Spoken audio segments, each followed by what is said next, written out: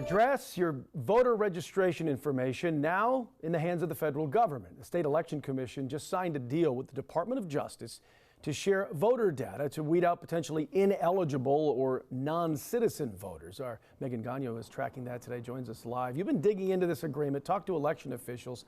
The commission says your sensitive information is secure, but it seems not everyone's convinced about that.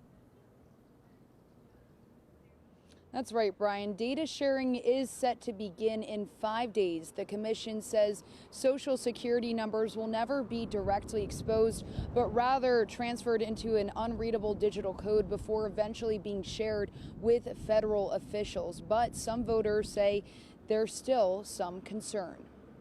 That kind of makes me a little bit nervous.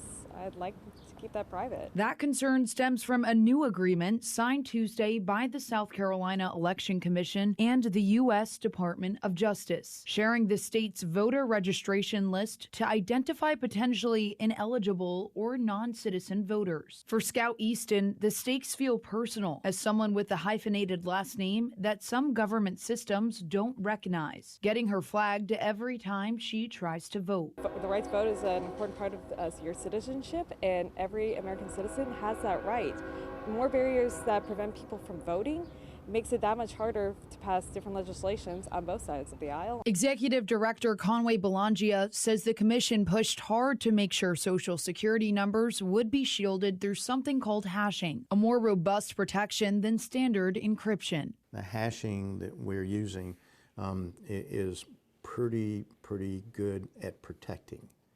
And that was our intent, was to protect those Social Security numbers. But not every voter is on board. It's disturbing. I don't really trust anybody but myself at this point. Belangia says the state, not the federal government, will have the final say on any removals from the voter rolls. If a voter is flagged, they will be notified and given the chance to appeal before any action is taken. He says the only voters who could be flagged are those registered in multiple states, non-citizens, convicted felons, or people who have passed away. Voters need to be assured that none of this is really going to affect 99.9% of the people who are registered to vote already. South Carolina's Republican Party says they back the agreement, calling it secure. The main thing is to make sure that only United States citizens are voting in our elections, and they need to be able to make sure that that is the case with our voter registration list.